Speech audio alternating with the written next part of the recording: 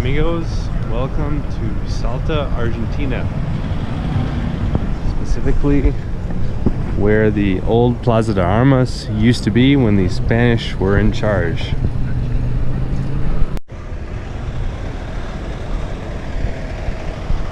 When the plaza was originally constructed, it had walls all around where we're walking right now.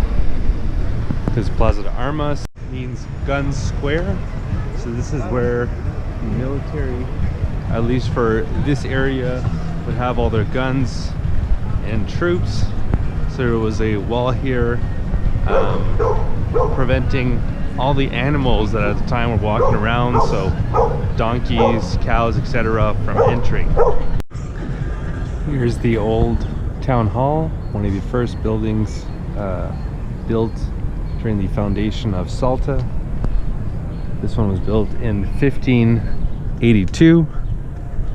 It is now a museum of the pre-Incan civilizations that used to be here.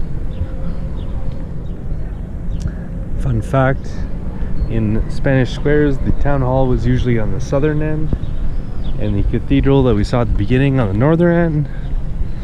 And the social classes were also divided with the plaza. So the rich people would live on the northern end and go to the cathedral, and the poor people on the southern end, and they would go to another church that probably wasn't quite as nice.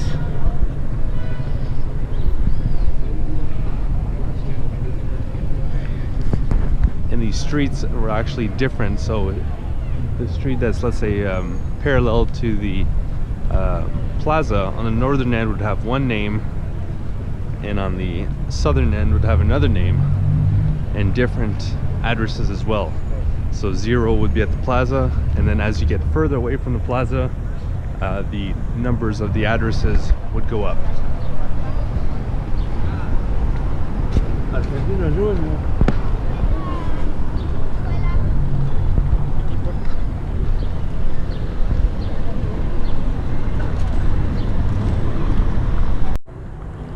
This is the San Franciscan Church, and it was once the church of the poor people, but it did not look like this.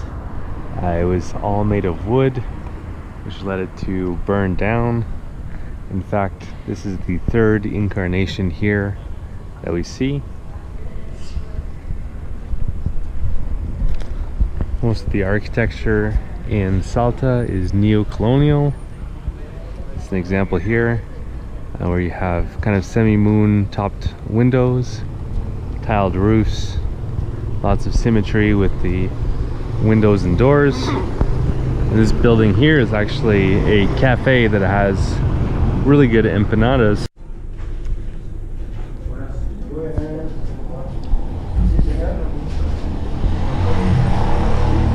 The people of Salta will claim that they have the best empanadas in Argentina.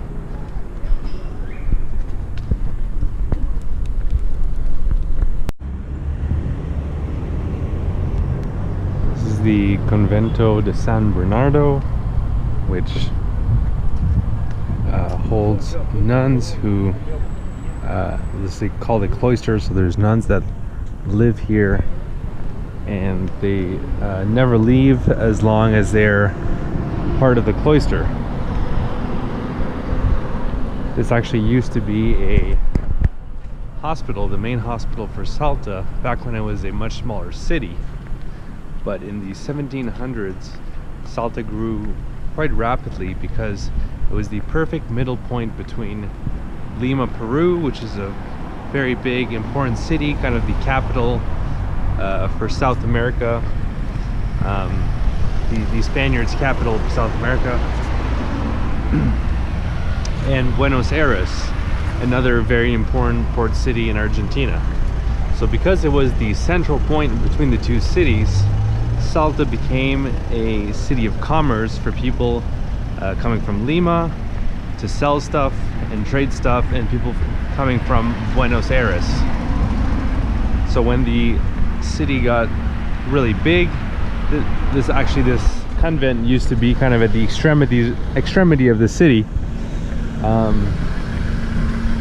they realized that the hospital, which it used to be, was not big enough for the population, so a bigger hospital was moved elsewhere, and that's how this became the convent.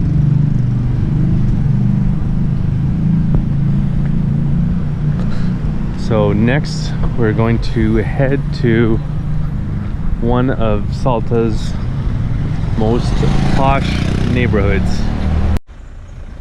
So this is where the neighborhood begins. Doesn't really have a name, but I've heard it called Monument Neighborhood, as various monuments, nice homes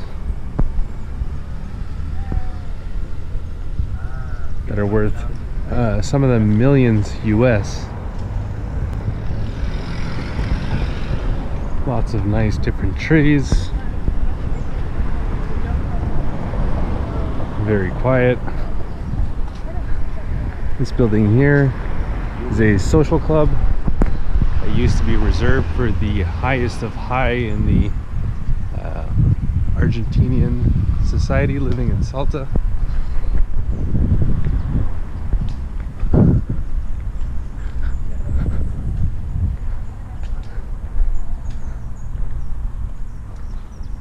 It's almost like the Beverly Hills of Salta, you could say. A very nice neighborhood. So here's the main monument of the neighborhood. It's a monument of General Güemes, which is a hero in the Argentinian independence, which they obtained from Spain in 1861. At the bottom here we have representation of the militia that he built, which is named Güemes, which consisted of over kind of like I believe called gauchos, which were like cowboys who herded livestock in the wild open fields of Argentina. He also gathered some Spaniards who wanted to separate mestizos, or a mix of Spaniards and of the indigenous people, and he rallied about 1,500 people.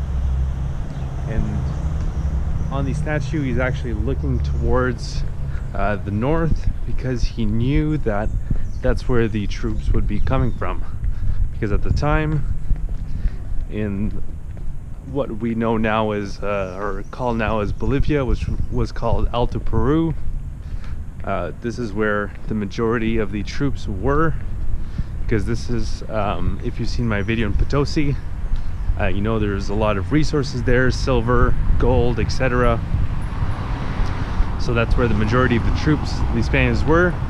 And when Argentina declared independence, sure enough, the troops came from the north, but General Güemes knew that they were coming and was able to hold them off, as well as with the help of the General San Martin, another hero of Latin American independence. He was the general for Chile. He also sent troops to help them in their cause for independence.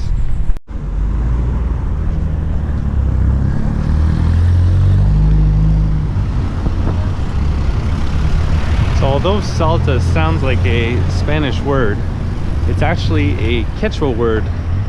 So Quechua is the Inca people, and it means pretty.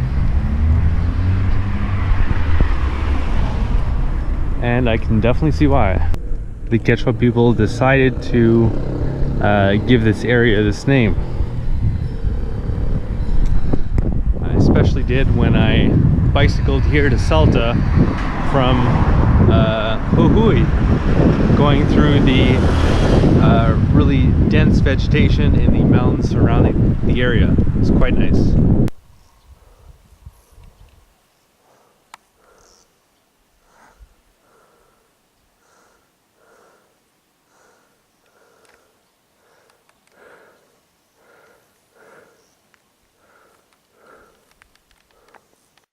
Hope you enjoyed that city tour in the history of Salta, Argentina, in beautiful northern Argentina. I made a video of my time bicycling through northern Argentina, which has many different landscapes. Like I mentioned, from Jujuy to here, Salta was almost like a cloud forest. A lot of it looks like what you would see in maybe the western United States and Mexico. So kind of like very western field, really cool colored mountains, etc. So that's in my video called Bicycling Through Northern Argentina, and it is the one that is before this one on my YouTube channel, Hum of the Earth. And if you'd like to see some more videos of Argentina, you can see those by checking out my Argentina and or Patagonia videos playlist on my YouTube channel. I was in Argentina as part of my first bicycle tour, bicycling from Canada to Argentina. If you'd like to see an interactive map of everywhere that I went and everything that I got to see, I have that available over on my website, followthehumoftheearth.com, where you can click on the different locations and see the blog posts and videos that I've made of these places. And if you'd like to follow my continuing adventures, you can do so by subscribing to the YouTube channel by clicking on the red button below the video. And if you'd like to be notified when new videos come out, you can click on the bell. Alright, so I hope you enjoyed. Have a good one.